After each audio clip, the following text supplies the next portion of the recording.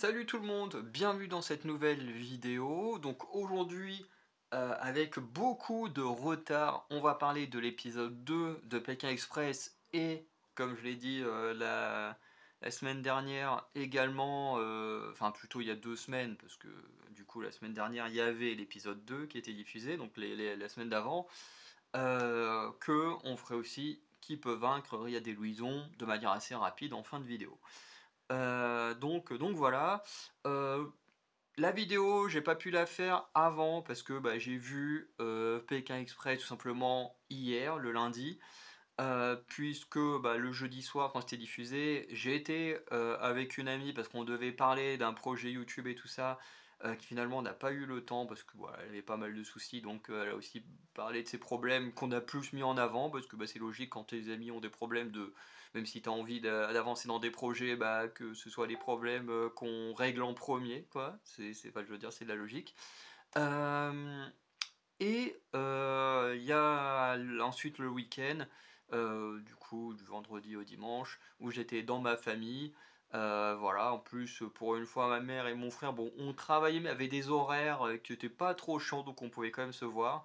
Donc bah, j'en ai profité forcément.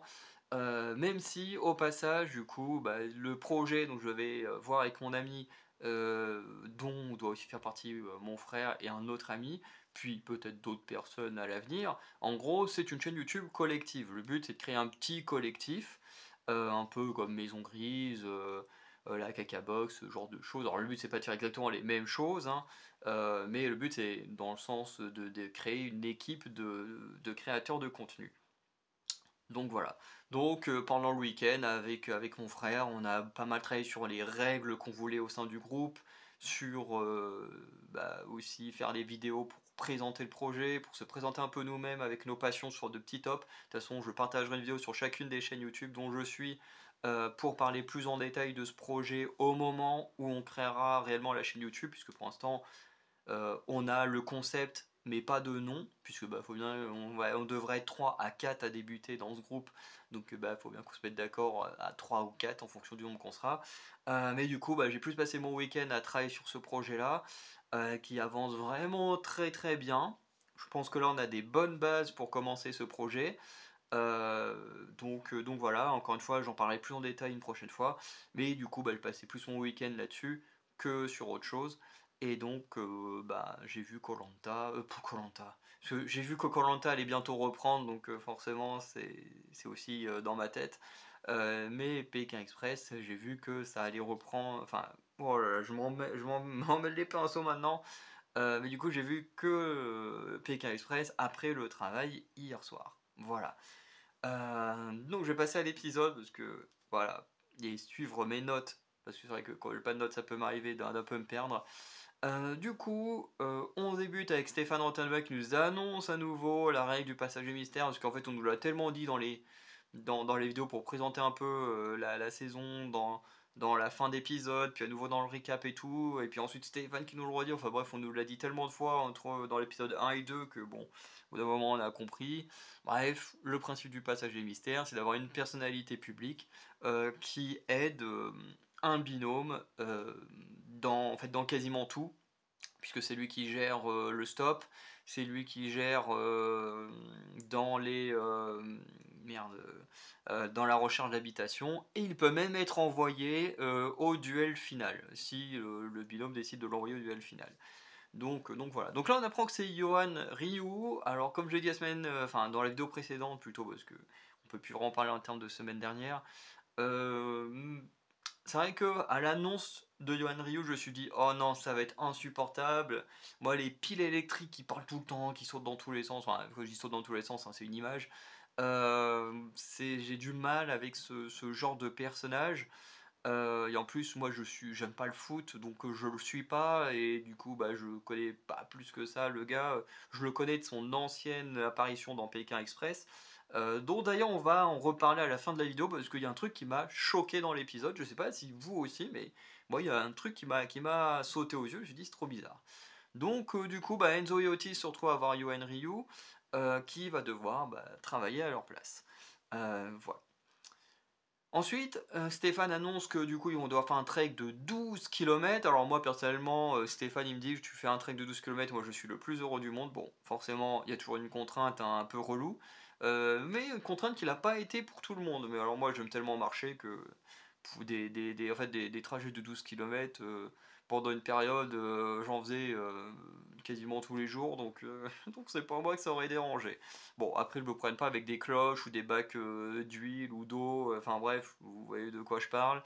Euh, mais voilà. Donc, ils doivent faire ça avec une cloche, puisque en gros, le nom du cratère où est-ce qu'ils sont, j'ai oublié de noter le nom, en gros, porte le nom du bruit que fait la cloche des vaches, et du coup, ben, ils doivent faire 12 kilomètres donc sur une partie du cratère, euh, pour, euh, pour arriver jusqu'à les instructions de route. Et avant ça, ils doivent faire un puzzle en 3D d'un flamant rose où ils peuvent faire un certain nombre d'allers-retours entre le tableau qui montre le résultat final et bah, l'endroit où eux ils font le puzzle. Alors au début, moi ce qui m'a fait un peu bizarre quand j'ai vu l'épreuve, c'est les hommes armés derrière. Alors c'est vrai que il y a eu une mise en contexte mais je trouve que la mise en contexte était un peu trop tard de la part de M6 ou de Stéphane Rothenberg qui du coup fait la voix off. Parce que en fait on arrive, on voit les mecs armés et tout, et tu te dis ouais c'est quand même un contexte chelou, et surtout que t'as quand même une bonne ambiance avec des mecs armés de... je m'y connais pas en armes, mais tu vois, qui sont quand même bien armés et tout. Et tu dis, ouais, c'est quand même chelou comme ambiance et tout. Et en fait, on nous apprend qu'en fait, les mecs, en fait, ils sont là parce que ce sont des rangers et que au cas où un animal se montrerait trop dangereux envers les candidats, bah, du coup, ils sont là pour les protéger. Mais je pense que la production aurait dû le dire dès qu'on a vu ces hommes armés et pas dès que un binôme peut partir avec la cloche, et de là de dire bon bah voilà, ils auront le ranger avec eux pour les protéger au cas où, voilà, voilà, c'est pas une question de ce qui a pu se passer en Russie ou des choses comme ça. Là c'est vraiment juste voilà, ils sont là pour les protéger parce que ben ils font leur trek, mais en fait les animaux sont en liberté quoi. Il n'y a pas de cage comme les zoos ou je ne sais quoi. Là tous les animaux sont en liberté, donc bah voilà, faut bien une petite protection au cas où. Donc voilà, moi j'aurais aimé avoir l'info plus tôt, parce que franchement au début je me suis dit l'ambiance est chelou. J'ai dit l'ambiance est chelou, t'as bah, du coup 10 mecs armés, ou même peut-être un peu plus, parce qu'il y en a sûrement qui restent pour protéger les caméramans, Stéphane Rothenberg qui eux entre guillemets restent sur place avant que Stéphane aille sûrement tourner en même temps enfin qui veut battre Riyad et Louison, puis aller au point où les autres doivent le rejoindre. Bref, parce que je pense que les deux doivent à chaque fois doivent être tournés en mid, hein. Je pense que Stéphane doit se retrouver un peu sur les deux en même temps, parce que comme c'est un peu les mêmes trajectoires, les mêmes villes et tout. Bref. Donc je pense que ouais, il y avait quand même plus de 10 hommes armés, mais comme il y a 10 binômes et que bah il y a du coup chacun doit prendre la cloche, bah du coup ça fait qu'il y a forcément déjà minimum 10 hommes armés et ça fait quand même beaucoup. Voilà. Donc sans contexte au début, c'est un peu terrifiant quand même. Donc sur le puzzle et le trek, les inconnus sont ceux qui vont le plus galérer parce qu'ils n'arrivent pas à se mettre d'accord. Moad, il est concentré sur son truc. Ludovic, lui, il s'énerve et tout, donc ça n'arrange absolument pas les choses. Ils font des tonnes d'allers-retours parce que Moad, il est persuadé d'avoir le bon truc. En fait, sur lequel il va, il fait ah non, mais finalement, c'est pas ça et tout. Enfin bref, ils ont du mal. On a les sœurs jumelles qui galèrent un peu aussi parce qu'elles disent qu'elles ont aucune mémoire. Je sais plus laquelle des deux. Bon, en même temps, c'est difficile de les reconnaître puisque bah, elles sont identiques et qu'elles n'ont pas de signes distinctifs qui permettraient de savoir laquelle est laquelle. Mais du coup, elles le disent, voilà, à peine j'ai vu l'image, je pars, j'ai déjà oublié ce que j'ai vu. Enfin, c'est assez marrant, mais je peux comprendre parce qu'il y a aussi un peu le stress de l'épreuve, donc c'est assez compréhensible. Marion et Cécile, elles décident de se partager le travail, donc une fait le bas, l'autre fait le haut.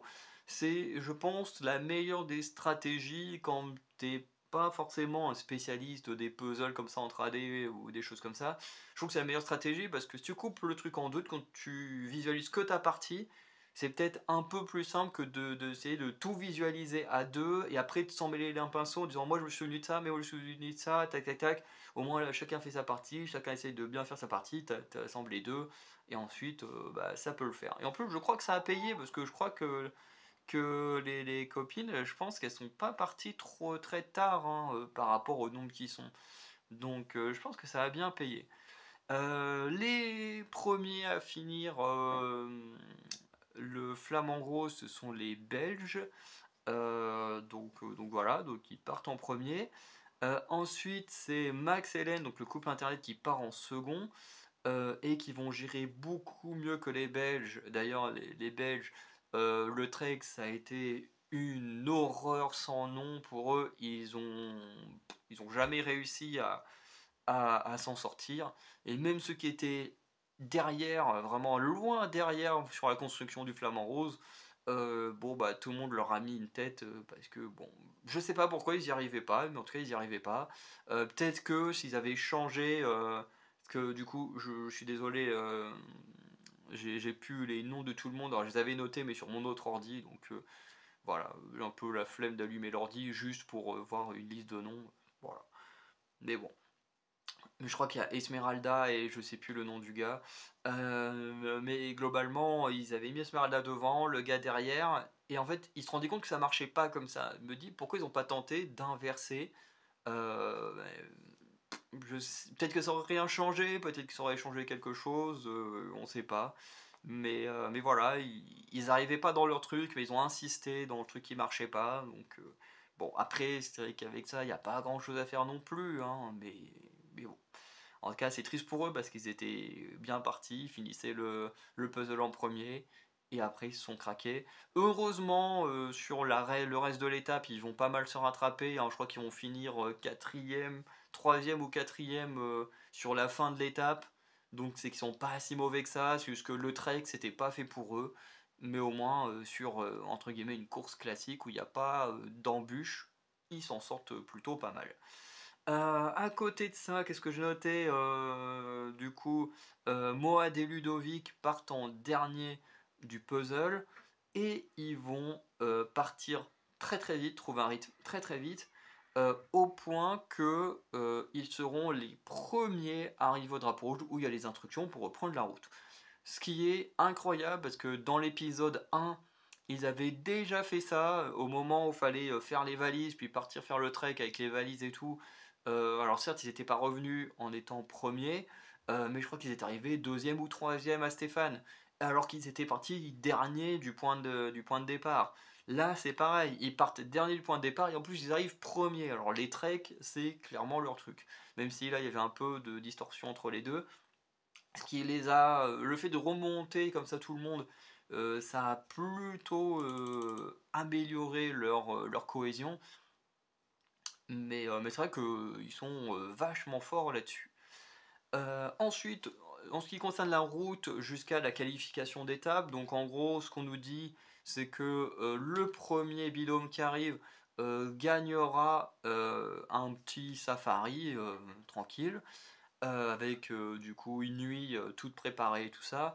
Et les trois suivants, du coup, pourront aller faire l'immunité avec ceux qui font le safari. C'est pas comme la semaine dernière où ceux qui avaient gagné la première partie d'étape avaient un confort tranquille jusqu'à la fin d'étape. Non, là, tout le monde participe et parce que l'épreuve nécessite d'avoir tout le monde, enfin d'avoir 4 binômes. Donc, qu'est-ce qu'on peut noter sur la route d'autres? Bah, c'est que les inconnus vont partir avant que tout le monde arrive, ce qui va leur être très très bénéfique, hein, il n'y aura pas vraiment de suspense pour eux. J'ai mis les geeks qui étaient partis en quatrième place vont se faire dépasser par deux binômes, donc vont se retrouver sixième, puisque Johan Ryu galère à retrouver une voiture pour les geeks. Ensuite, on a les inconnus qui arrivent, qui gagnent la course. Donc ça, c'était plutôt attendu. Ensuite, on a les jumelles et le couple internet qui vont arriver à quelques peu de minutes d'écart en deuxième et troisième. Hein. Les jumelles, elles sont hyper fortes. Euh, Merde, comment il s'appelle? Max et Hélène, ouais, c'est ça. Max et Hélène, pareil, super fort. D'ailleurs, on en reparlera de Max et Hélène. Hein, ils sont vraiment vus comme un gros gros danger par les autres.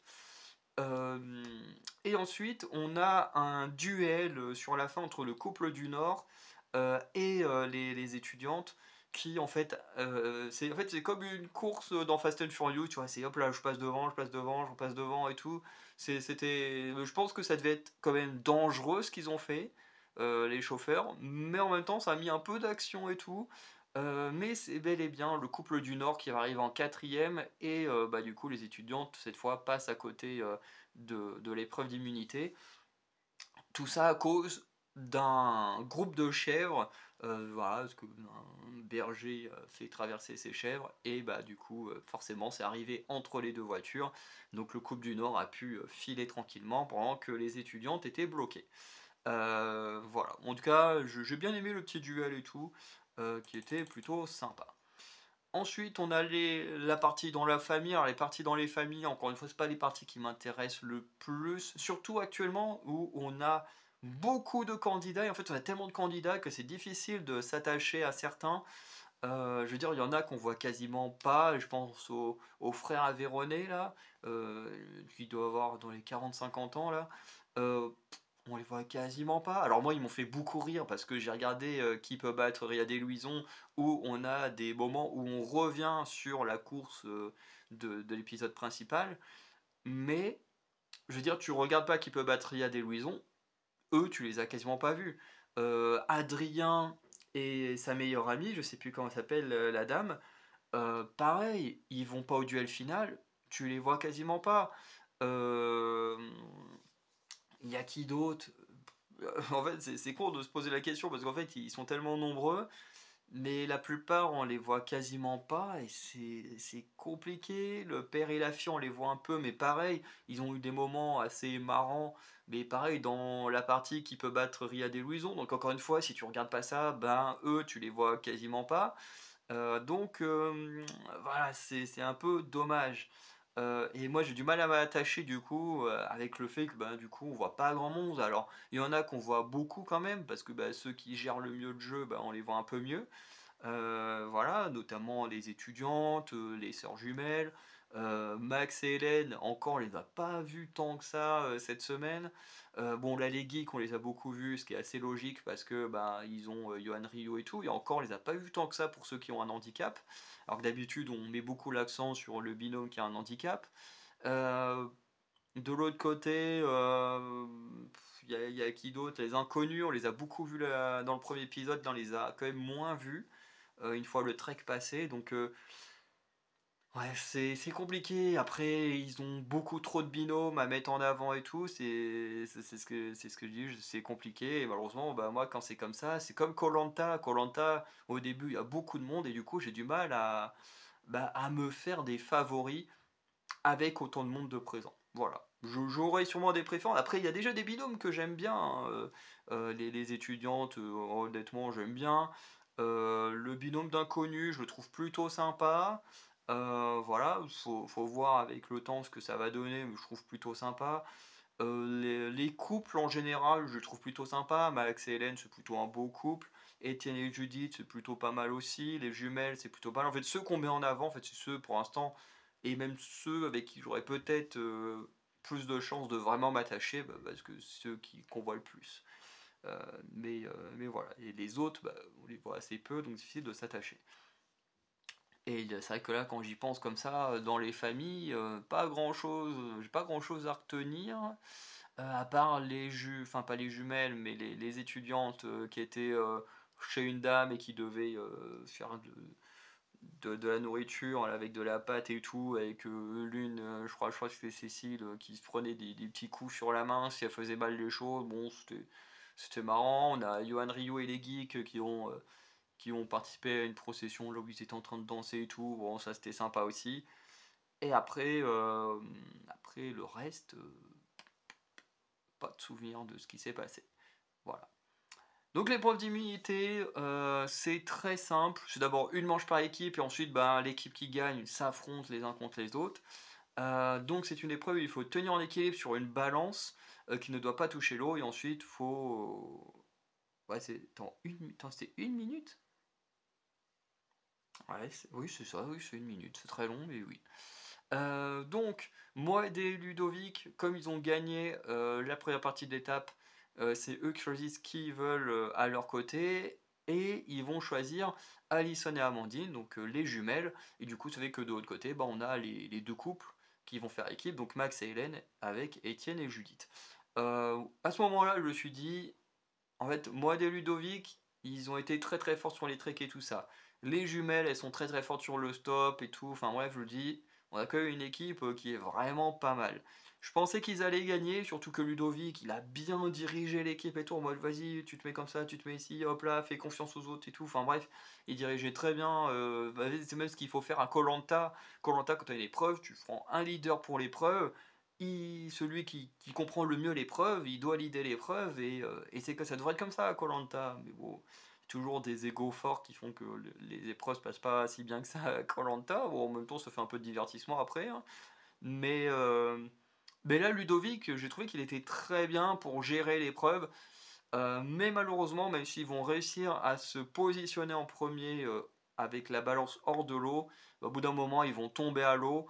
L'autre équipe avec les deux couples qui s'étaient également positionnés peut-être 15-20 secondes après, bah, eux, ils arrivent à tenir et donc vont en finale de l'épreuve. Donc, du coup, ensuite, on a Max et Hélène d'un côté contre Judith Judith et comment Étienne, voilà, que je me trompe pas. Heureusement, c'est le nom que j'avais en tête, mais j'étais pas certain. Donc voilà, donc eux ensuite, eux, ils s'affrontent. Et pareil, les deux binômes arrivent à bien se mettre en équilibre. Je crois que d'abord, c'est Étienne et Judith qui se mettent en équilibre en premier, mais qui vont tomber à l'eau. Ensuite, Max et Hélène, ils sont tellement bien posés que tu dis, ouais, c'est bon, ils ont gagné. Puis d'un coup, paf, ils vont basculer aussi. Tu comprends pas vraiment comment parce qu'ils étaient tellement bien posés.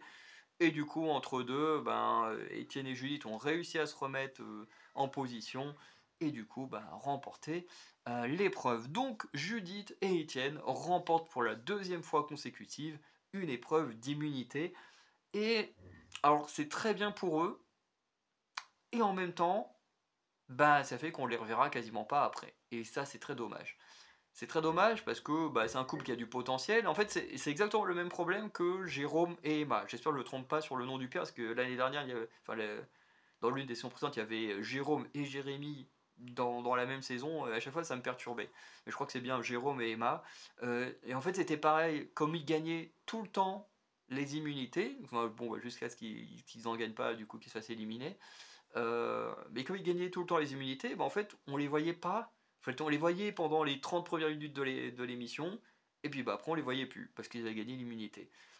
Et là, pour l'instant, c'est ce qu'on commence à avoir avec Étienne et Judith, même si là, on les a vite fait vus un peu dans la course, parce qu'ils sont arrivés deuxième. Mais je pense que s'ils n'étaient pas arrivés deuxième, on les aurait peut-être même pas montrés euh, pendant la suite de la course. Donc, il y a un côté où c'est très bien qu'ils gagnent, parce que c'est-à-dire qu'ils vont rester là longtemps. Et en même temps, bah, il y a le côté où tu dis, bah ouais, bon, du coup, on va pas se concentrer sur eux. Ce qui est dommage, parce que bah, pour s'attacher à des candidats, bah, pour moi, bah, j'ai besoin de les voir. Si je les vois pas, bah, je peux pas m'attacher à des gens que je vois quasiment pas. Donc voilà. Mais quand même, très très content pour eux, parce que après c'est un beau binôme, mais c'est vrai que sur le coup, quand ils sont arrivés, ils se sont qualifiés à l'unité, je me suis dit, mais c'est qui déjà sur le coup, vraiment, c'est la question que je me suis fait. Je me suis dit, mais c'est qui parce qu'il y avait tellement de monde que j'arrive plus à gérer. Je me dis, mais ok, je sais pas c'est qui, mais c'est bien, ils sont là. Et en plus, ils gagnent, donc c'est très bien. Et puis quand Stéphane a dit, oui, s'ils gagnent la deuxième épreuve de consécutive, je me suis dit, c'est-à-dire qu'ils ont déjà gagné. Je fais, bah oui, ouais, en fait, je comprends mieux. En fait, s'ils gagnent tous, c'est pour ça qu'on les voit pas. Je comprends mieux ce qui se passe. Bref. Ensuite, on a la reprise de la course. Donc, Stéphane annonce qu'il y a une mission à faire et que celui qui gagnera la mission pourra repartir avec la voiture express, en gros, qui te fait avancer pendant 1h30 sur la bonne route. Parce que bon, on sait qu'à Pékin Express, des fois, il y a des chauffeurs qui se trompent de route. C'est pas arrivé encore, je trouve, cette année, de un point catastrophique, euh, voire même pas du tout. Les gens sont pas sûrs des fois, mais bon, ils vont quand même dans la bonne route. Mais voilà. En tout cas, c'est quand même 1h30 où t'as pas à faire de stop ou quoi que ce soit, où voilà, t'avances. Sauf que là, encore une fois, les règles sont pas très claires. Les règles sont pas très claires parce qu'on nous dit c'est le premier qui réussit le jeu qui gagne. Et en fait, en tant que linguiste, la phrase on peut la prendre avec avec deux sens possibles. Il y a le sens que moi j'ai compris, donc c'est en gros tu tentes, tu perds, celui qui est aidé à carrière, qui par exemple ici on a les étudiants qui arrivent en première à l'épreuve, qui d'ailleurs ont une petite bataille avec les jumelles, hein, à se passer l'une devant l'autre et tout. Euh, les étudiants arrivent en première, les jumelles juste derrière. Donc moi, quand on nous dit le premier qui gagne le jeu, il repart avec la voiture, et ben moi j'avais le sens, ok, les étudiantes elles tentent, elles gagnent, elles partent, elles perdent, elles se mettent en attente.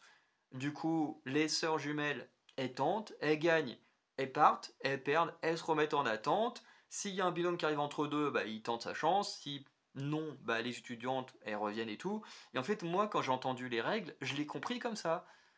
Et là, quand les étudiantes elles tentent le jeu, qu'elles perdent et qu'elles font bon bah faut qu'on parte, voilà, je me suis dit hein, qu'est-ce qui se passe? Je me suis dit pourquoi ils sont obligés de partir? J'ai pas compris les règles ou...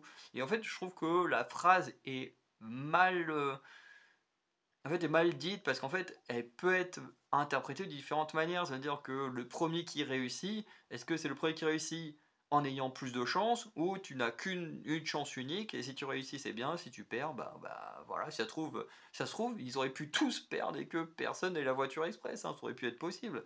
Mais je trouve que la règle était assez mal expliquée. Pareil sur la voiture express, c'est que on a l'air de nous faire comprendre que là où ils sont descendus, ceux qui avaient la voiture, c'était pas la meilleure des idées. Donc, est-ce que ça veut dire qu'ils auraient pu descendre plus tôt, plus loin? Parce que je veux dire, ils ont quand même calculé l'itinéraire. La production savait où la voiture allait s'arrêter. Donc, est-ce que ça veut dire que tu peux délibérément dire au chauffeur, techniquement, vous pouvez m'emmener pendant 1h30 jusqu'à tel endroit, mais là, je pense que je peux refaire du stop ici, donc vous m'arrêtez là. Est-ce que c'est ce que ça veut dire? Parce que là, franchement, la voiture express a plus été un problème qu'une aide. Donc c'est un peu bizarre quand même. Bref, je fais pas de la théorie du complot, mais je veux juste qu'on explique mieux les règles de certaines choses. Genre les drapeaux, c'est extrêmement clair. On sait à quoi ils servent, on sait comment les utiliser, c'est très clair. Là, la voiture, je trouve que c'était pas très clair. Le jeu, c'était pas très clair. Enfin, comment fonctionne le jeu, ça c'est très clair, parce que je connais très bien ce jeu-là. Mais le côté, bah, le premier qui réussit, bah ouais, mais ça peut être interprété de tellement de manières, enfin de tellement de manières, de seule manière, mais, euh, mais quand même, du coup, bah, je pense que la plupart ont dû imaginer la chose de la même manière que moi, j'imagine. Donc ça fait un peu bizarre. Bref, donc le jeu, eux, ils appellent ça le Big Five, hein, qui est à la base un jeu qui est joué dans les casinos. Alors moi je le mets dans les casinos, mais ça porte un autre nom, je sais plus c'est quoi le vrai nom du jeu. Enfin le nom du moins qu'on donne en Europe, ou même sûrement aux États-Unis, on va dire en Occident, pour faire plus large. Je sais plus comment ça s'appelle, mais bon, j'ai déjà joué comme ça avec des potes. Voilà, ça joue beaucoup sur le hasard. Et puis, mais je crois que nous, c'est même des chiffres plus grands. Nous, ça s'arrête pas à 10. Mais en gros, c'est simple. Tu tires des cartes. Faut que tu sois le plus proche de 10. Nous, je crois qu'en France, c'est 21 le chiffre. Un truc comme ça. Bref. Faut que tu sois le plus proche du chiffre. Et ensuite, là, tu as le local ou la banque quand tu joues en casino ou bon quand t'es avec tes potes, bon bah il n'y a y a pas de mise ou quoi que ce soit, hein, mais bon, on sait pourquoi comment ça se joue en banque, enfin en casino. Et en gros, là tu as la banque ou ton adversaire qui joue également. S'il fait un score plus grand, il gagne. Si il fait le score égal au tien, il gagne. et s'il fait un score moindre ou qui dépasse ici 10, bah du coup il perd et du coup bah, les joueurs ils gagnent. Bref, je sais pas si j'ai très bien expliqué, surtout que comme j'ai plus le nom, j'ai un nom en tête, mais je suis pas sûr que ce soit ça. Je sais même plus ce que. J'ai tellement de noms qui me vont en tête, je vais essayer de regarder après. Bref.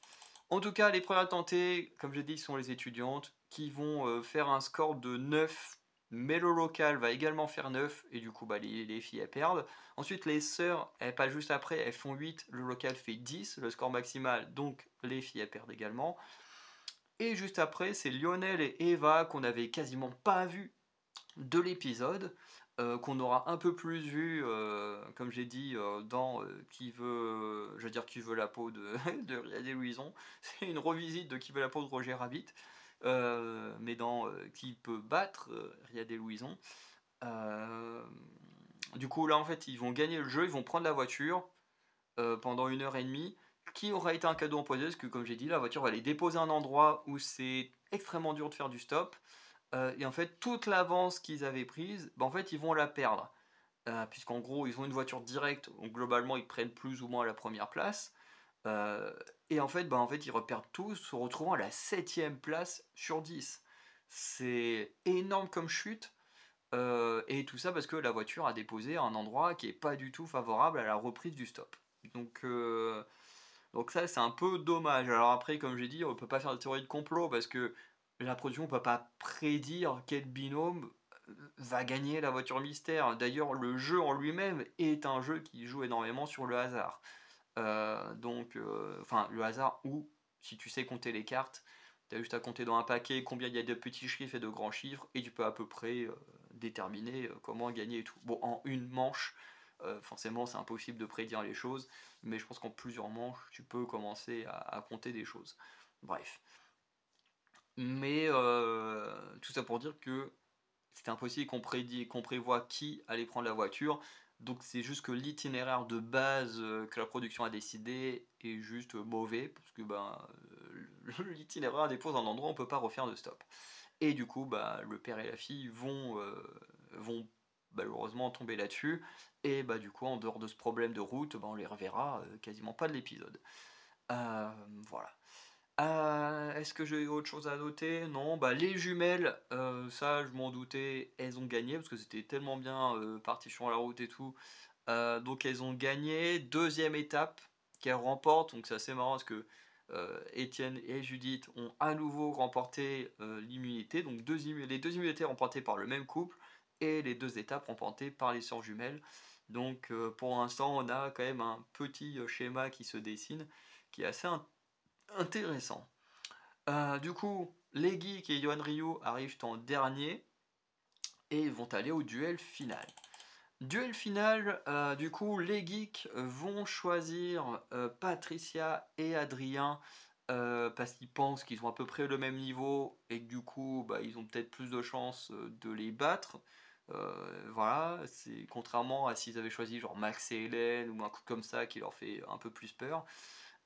Et donc, on a Otis qui ira au duel final, tout simplement parce que Enzo l'a fait une fois qu'il a perdu, et que Yoen Ryu a déjà dû, même s'il l'a pas aidé au point que le groupe soit qualifié, bah, il a quand même dû gérer 2 jours de course, donc forcément il le laisse se reposer, et ça c'est très gentil.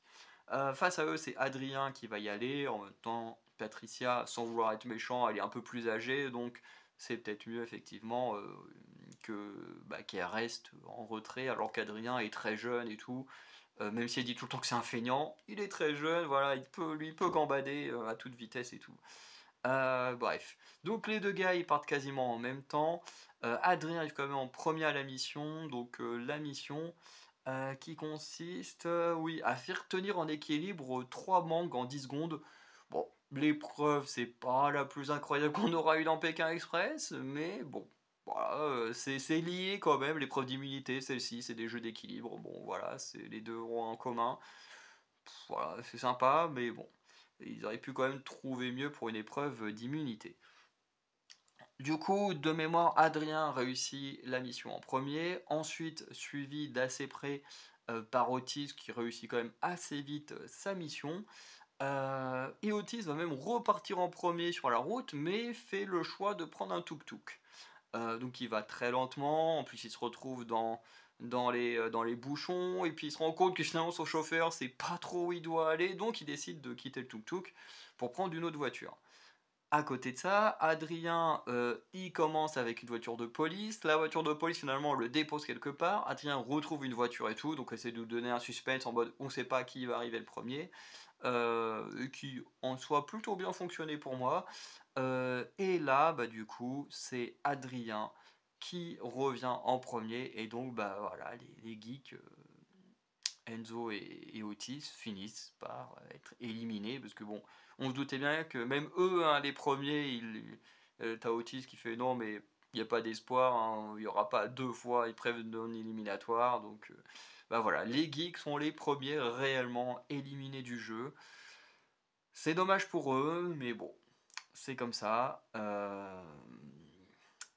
Johan Ryu a pas été hyper bon pour les aider, mais en même temps il a fait son maximum, donc voilà, je pense qu'il n'y a pas de regret plus que ça. On apprend que sur la règle du passager mystère, parce qu'encore une fois, j'ai pas vu les saisons avec les passagers mystères, mais on nous apprend que bah, les geeks vont devoir choisir qui sera le prochain passager mystère pour une équipe. Pour une équipe lors de l'épisode prochain. Alors moi je pensais que les passagers mystères seront uniquement pour ceux qui en gros sont censés avoir un handicap. Je pensais que ça allait être comme ça, mais en fait non. Là, en fait, à quasiment chaque épisode, on aura un invité mystère, voilà. Enfin, un invité mystère qu'on nous dit toujours le petit trailer. Et en plus, là, on est sur un passager mystère la semaine prochaine, qui est une personnalité que moi j'aime bien, Bruno Solo, je trouve plutôt cool. J'ai beaucoup aimé dans la saison 3 des Traîtres. Voilà, et puis bon, Caméra Café et tout ça. Voilà, Bruno Solo, c'est plutôt une personnalité que j'aime bien. Même si celle que je préfère, ce sera Norbert, donc assez hâte de voir ce que Norbert va donner dans le jeu. Mais voilà, en tout cas, les geeks vont décider d'offrir le passager mystère à Hélène et Max en disant que bah, ils sont très forts, donc ce serait bien de rééquilibrer un peu la balance en leur mettant un petit bâton dans les roues. Voilà, bon, on verra ce que fera Bruno Solo la semaine prochaine, mais j'ai assez hâte de voir ça. Pour l'épisode en lui-même, j'ai trouvé qu'on a eu un très bon épisode. Encore une fois, c'est assez dur de s'attacher à des binômes parce que bah, y en a qu'on voit plutôt pas mal, alors qui peuvent plaire ou pas, ça dépend les gens. Moi en tout cas, il y a des binômes que je trouve vraiment bien, mais pas au point d'être énormément attaché. Et à côté de ça, bah, il y a tous les autres qu'on voit quasiment pas, où c'est un peu difficile de s'y attacher. Mais le point sur lequel je voulais revenir, c'est Johan Ryu. Johan Ryu, bon, finalement, qu'on n'a pas vu tant que ça. Il n'y a que sur son élimination, sur l'élimination où je me suis dit, oh là là, vivement que ça s'arrête, parce que il s'est mis à parler, mais il s'est mis à parler en faisant des gestes, en touchant les autres et tout.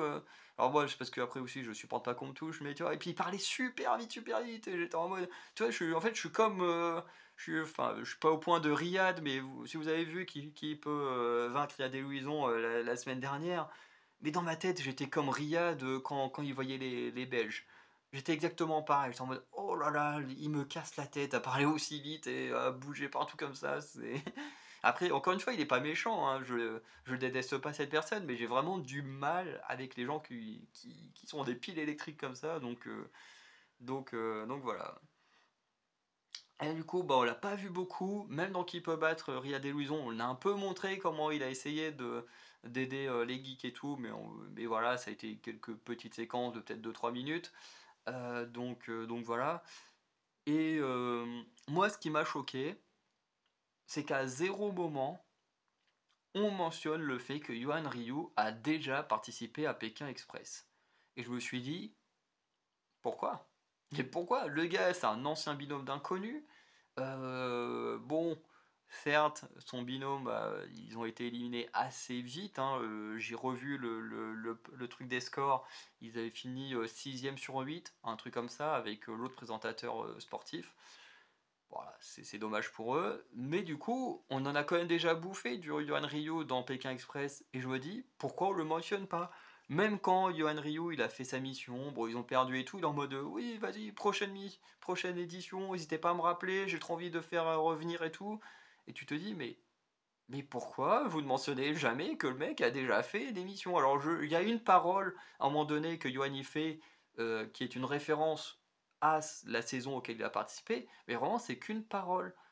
Et sinon, à aucun moment, on nous le dit. Ce qui est très bizarre, parce que dans Qui peut battre Riyad et Louison, alors à chaque fois on fait le gros palmarès de ceux qui vont affronter Riyad et Louison, et là, c'est bouche bée, on ne dit rien, mais on regarde les saisons, on le sait qu'il a participé, et même s'il a déjà participé et qu'il est là en tant qu'invité mystère, ben c'est pas un problème. Donc pourquoi faire comme si bah, il était nouveau, qu'il avait jamais été dans l'émission ou quoi que ce soit. Franchement, moi ça m'a choqué parce que bah, le gars, comme j'ai dit, ces caractères-là, moi c'est des caractères, moi j'ai besoin de gens qui sont plus comme moi, qui sont posés et tout dans mon entourage, même s'il y a quelques piles électriques hein, avec qui je traîne et qui me pompent mon énergie à chaque fois que je les vois, je suis épuisé juste à leur parler. Mais bon, après c'est comme ça, c'est des gens qui sont pas méchants, hein, mais heureusement. Mais, euh, mais du coup, il m'a énormément marqué, Yohan Ryu. Donc moi je m'en souviens, en plus c'était il y a quoi, 2 3 ans, c'était pas si vieux que ça. Et ouais, je sais pas, ils ont fait comme si sa saison elle n'existait pas, c'est trop bizarre. Après, peut-être qu'ils n'ont pas voulu mentionner, parce qu'après, Ines Reg a eu toutes ces polémiques avec Natacha Saint-Pierre et tout, parce que euh, je crois que Ines Reg a fait Danser avec les stars après Pékin Express, si je ne dis pas de conneries. Et du coup, toutes les polémiques, et peut-être qu'ils veulent éviter de mettre cette saison-là en avant, parce qu'Ines Reg avait gagné cette saison-là et tout. Je ne sais pas, en tout cas, moi, quand j'ai vu ça, je me suis dit, bon, peut-être que c'est pour ça, mais voilà, j'ai trouvé bizarre qu'on mentionne pas voilà, la précédente participation de Yohan Ryu. Voilà. Bref. Du coup, voilà, bon épisode. En ce qui concerne qui peut battre Riyad et Louison, donc je me suis trompé la semaine dernière, je sais pas pourquoi quand j'ai vu les deux frères, j'ai pensé au frère Bûcheron, mais en même temps c'est vrai qu'ils ont un peu les mêmes gabarits, ils ont un peu le même style. Hein, faut pas oublier que Pékin Express, tout comme koh quand ils font les castings, ils prennent des archétypes un peu habituels. Hein. T'as toujours le duo de filles hyper mignonnes et assez jeunes, t'as toujours les couples. T'as toujours un duo entre une personne jeune et une personne plus âgée. En plus, la semaine prochaine, on va avoir Axel et son grand-père, je crois que c'est Jean-Claude, si je dis pas de bêtises. Là, on a par exemple Adrien et Patricia. Enfin bref, ils prennent des archétypes habituels, plein d'archétypes. Et c'est vrai que Nicolas et Lucas étaient totalement à la base de l'archétype des bûcherons, bien qu'ils ont été quand même très différents dans le jeu, mais c'était un peu l'archétype que à la base M6 avait voulu reprendre. Et du coup, je sais pas pourquoi, dans mon cerveau, quand j'ai vu Nicolas et Lucas dans les trailers, moi, dans ma tête, j'avais l'impression de voir les bûcherons. Donc non, les bûcherons, c'est pas encore pour tout de suite. Et donc, Nicolas et Lucas, donc, qui ont le record de victoires d'étape en une saison, je pense, avec 7 victoires d'étape, et qui ont gagné Pékin Express avec les 100 000 euros. Ce qui est quand même assez rare je pense, parmi les 20 saisons, que je pense qu'il n'y a pas énormément de binômes. Je sais qu'il y en a plusieurs, mais je pense qu'il n'y en a pas non plus énormément. On regardera à la fin, pour conclure la vidéo, combien ont gagné les 100 000 euros à Pékin Express. Bref. Donc, ils vont devoir s'affronter, comme la semaine dernière, sur 2 épreuves, en mode duel final. Donc Riyad et Louison, comme l'épisode précédent, part très vite sur la route. Et vont même être les premiers, non, même pas les premiers, vont être les deuxièmes arrivés à l'épreuve, puisqu'ils vont se faire rattraper juste sur la fin, alors que les frères belges avaient un peu galéré. Euh, et au moment de lire les instructions, Riyad fait du Riyad, il empêche les autres de, de lire les instructions et tout, bon, ce qui ne servira à rien, parce que bon, les frères belges, ils ont gagné, Pékin Express, ils savent très bien comment fonctionne le stress et tout, enfin bref, ils savent s'auto-gérer, et du coup, bah forcément, ça n'empêche rien. Ensuite, l'épreuve, donc c'est tout simplement de récolter du raisin et globalement, entre guillemets, de faire du vin, quoi, de l'aplatir. Je pense qu'il y a d'autres étapes entre deux pour faire du bon vin. Mais en gros, au début, ils récupèrent plein de grappes à deux. ensuite il y en a un qui piétine, et s'il faut en rechercher en plus, bah, le deuxième va rechercher des grappes de raisin. De rhin, ça n'existe pas. Enfin si, ça existe en tant que fleuve, mais pas en tant que fruit. Comme je vous dis, je suis fatigué, j'arrête pas de mélanger mes mots. Du coup, il va y avoir deux stratégies qui vont se mettre en route. Il y a les frères belges qui vont décider d'aller très vite, quitte à prendre un peu moins de raisin, mais d'aller assez vite. Stratégie qui va être à la fois payante et à la fois pas payante, puisque en fait, ils vont devoir faire un aller-retour, enfin l'un des deux frères va devoir faire un aller-retour, et en fait en faisant ça, ben, avec tous les noyaux, en gros tous les déchets entre guillemets des fruits qui restent, ça va boucher un peu le tuyau et ça va pas rendre facile du coup de remplir les bocaux qui restent.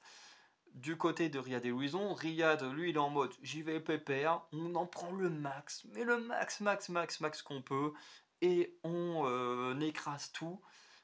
Et de mémoire, Louison n'a pas eu spécialement besoin de retourner chercher des grappes de raisin, mais je peux me tromper, mais de mémoire, il n'en a pas eu besoin. Ça a été suffisant pour remplir le bocal. Et d'ailleurs, il y a des Louisons vont remplir le bocal en premier et repartir. Les frères belges vont finir quelques minutes après, hein, très vite. Donc il n'y a pas tant d'écart que ça. Et ce qui va à nouveau créer un écart, c'est le stop. Sur le stop, il y a des Louisons vont repartir en premier et arriver à la mission en premier. Tandis que les frères belges vont un peu plus galérer et arriver assez tard sur la mission, ce qui va jouer sur leur résultat final. Du coup, la preuve numéro 2, c'est de trouver deux personnes avec des vêtements liés au drapeau du pays, qui est noir, bleu et... attends, pourquoi j'ai mis bleu? C'est jaune? Oh là là, et même en prenant des notes, j'ai fait n'importe quoi. C'est noir, jaune et vert, ça fait deux triangles, un jaune, un vert, avec la barre noire au milieu. Bref. Euh, En plus, le pire, c'est que je visualise le drapeau et il n'y a pas de bleu dedans. Je sais pas pourquoi j'ai écrit ça. Peut-être que comme j'adore le bleu, je l'ai écrit. Bref. Et du coup, ensuite. Ah, si, c'est peut-être parce qu'à un moment donné, on voyait. J'ai dû écrire les couleurs au moment où, à la caméra, ils ont montré, il y avait un local habillé tout. Avec une veste bleue et tout. Et ça, je sais pas, du coup, j'ai dû écrire le mot bleu comme ça, juste inconsciemment, en voyant le gars. Euh, mais en gros, voilà, le but c'est de trouver deux personnes qui ont une des couleurs du drapeau sur eux et de faire du stop avec. Ce qui déjà qu'à 2 c'est dur, à 4 ça l'est encore plus, même à 5 en comptant le caméraman, et à 6 pour les frères bûcherons, parce qu'eux ils se sont dit, eh, nous on veut être sûr et certain de bien respecter la règle, on en prend un de chaque couleur, comme ça on en prend 3. Du coup on est hyper nombreux, mais c'est pas grave, ça va le faire. Et ça a marché, hein, parce que du coup, bon, Ria Illusion vont quand même arriver premier en ayant fait le stop à 4 5 avec le caméraman. Et du coup, bah, les frères belges vont quand même réussir à arriver avec 3 locaux plus le caméraman, ça fait quand même 6 personnes, c'est bien joué quoi, de faire le stop avec autant de personnes, c'est cool. D'ailleurs, la façon de faire de Riyad qui était assez amusante, c'était de dire que c'était son anniversaire pour convaincre les gens, et ça marche super bien.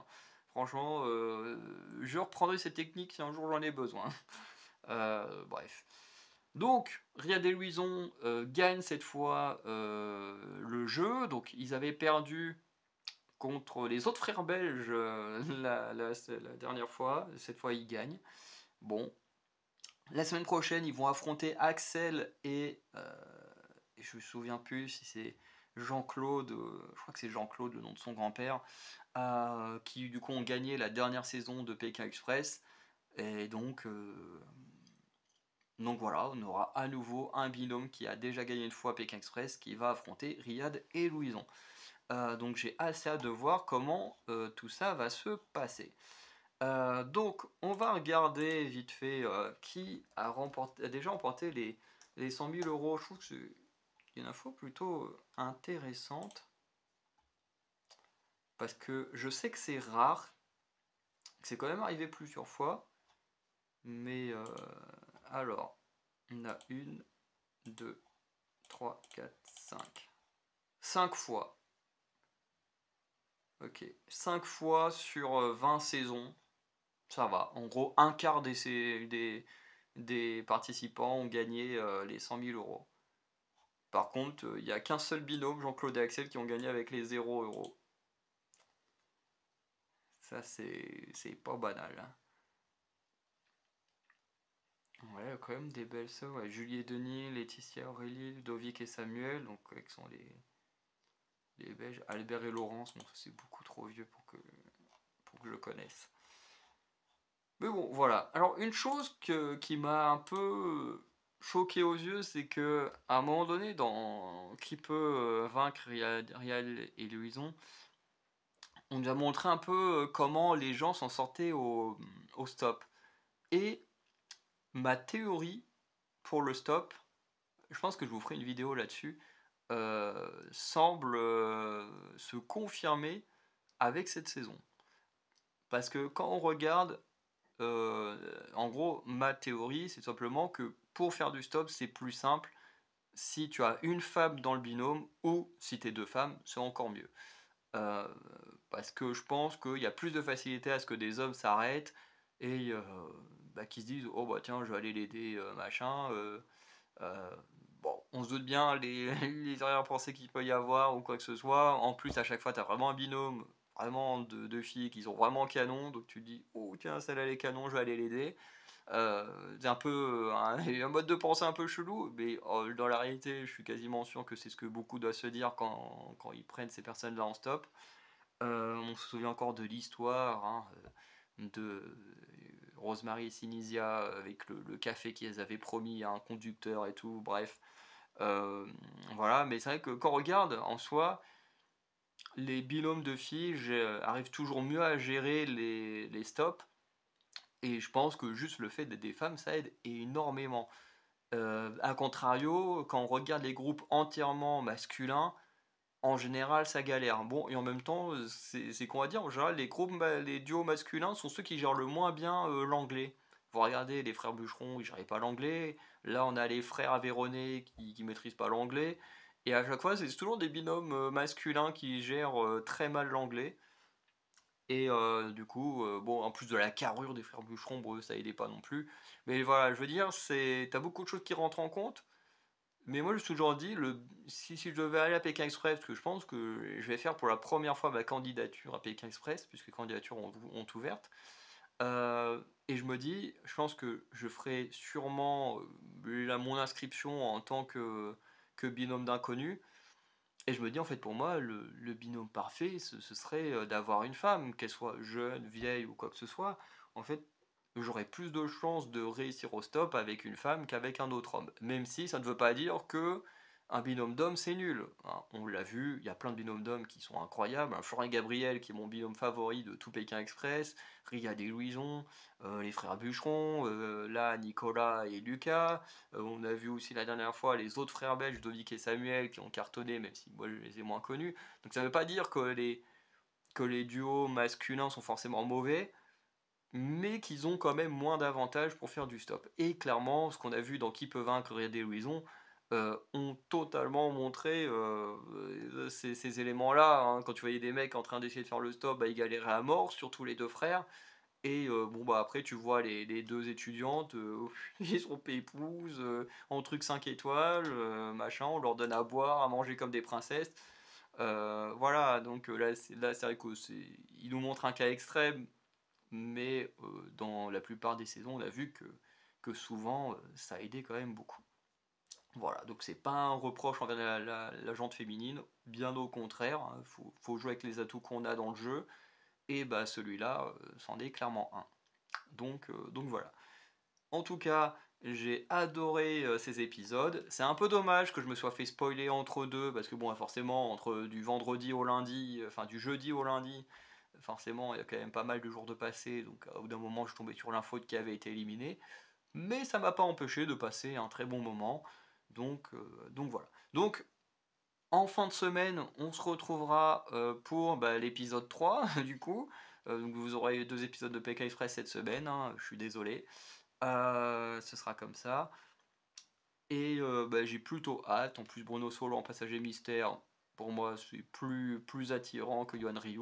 Je suis désolé s'il y en a qui l'adorent, hein, mais voilà. Donc, bah, n'hésitez pas à liker, à vous abonner, à laisser un petit nom sur Tipeee si vous voulez soutenir nos futurs projets, et si vous avez les moyens. Et sinon, bah, je vous souhaite une bonne journée, de bonne soirée, je vous dis à très bientôt pour de nouvelles vidéos. Ciao tout le monde.